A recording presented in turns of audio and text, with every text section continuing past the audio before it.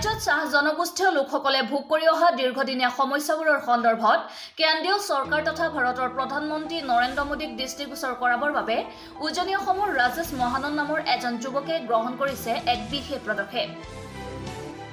বিহল জিলা তিনিচুকীয়াৰ ডুমডুমাৰ পৰা দিল্লীলৈ পদবজে আৰম্ভ কৰিছে যাত্ৰা। সম্ভাৱ্য 3 মাহজোৰা দুঃসাহসিক পদযাত্ৰাৰ অন্তত চাহ জনগোষ্ঠীটোক প্ৰতিনিধিত্ব কৰা ৰাজেশ মহাননে দেশৰ প্ৰধানমন্ত্ৰীগৰাকীক সাক্ষাৎ কৰি প্ৰদান কৰিব কেইবাদফীয়া দাবী সংবলিত এখন স্মাৰকপত্ৰ।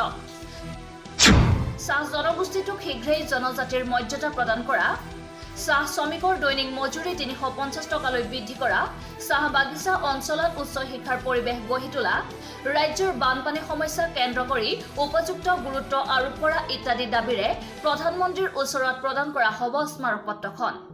উল্লেখ্য যে বৃহস্পতিবাৰে বিয়লি আহি চামগুৰিত প্ৰৱেশ কৰা ৰাজেশ মহাননৰ প্ৰায় 2500 কিলোমিটাৰ জোৰা এই দুঃসাহসিক পদযাত্ৰাই নিশ্চয় প্ৰধানমন্ত্ৰীগৰাকীক চাহ জনজাতিৰ লোকসকলে দীৰ্ঘদিন ধৰি ভোগ কৰি অহা সমস্যাৰ বিষয়ে দৃষ্টিগোচৰ কৰিবলৈ সক্ষম হ'ব বুলি এতিয়া আশাবাদী শুভাকাংক্ষীসকল। আপোনাৰ নামটো কি আছিলে? ৰাজেশ মহানন। ক'ত ঘৰ আছিলে? দুনুৱা বৰহাবজান। ক'ত যাব এতিয়া? মই নতুন দিল্লীৰ পদযাত্ৰা। ক'ত যাব? নৰেন্দ্ৰ মোদী ডাঙৰ ওচৰত। হয়। কিমান দিন লাগিব?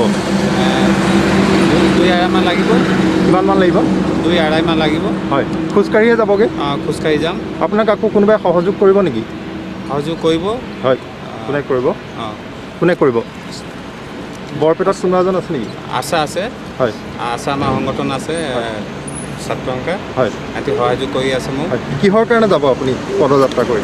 কিহৰ কাৰণে আমাৰ আদিবাসী কি অসুবিধা হৈ আছে, আমাৰ লাগে ST কলন লাগে, পোৱাগৈ নাই। তাৰ কাৰণে মোক পদযাত্ৰা কৰি নৰেন্দ্ৰ মোদী ডাঙৰ ওচৰত গৈ আছোঁ। চাহ জনগোষ্ঠীয় লোকসকলক ক'ৰবাত অৱহেলিত কৰিছে নেকি চৰকাৰে? কৰি আছে যে আমাক গুৰুত্ব নিদিয়ে। আমাৰ চাহ শ্ৰমিকে বহুত শাস্তি কৰে, বহুত পৰিশ্ৰম কৰে, তো আমাৰ যিকোনো চৰকাৰে আমাক গুৰুত্ব নিদিয়ে। সেইটো কাৰণে আজি মই তাহাঁতৰ কাৰণে কিবা ভাল কৰিবৰ কাৰণে মই পদযাত্ৰা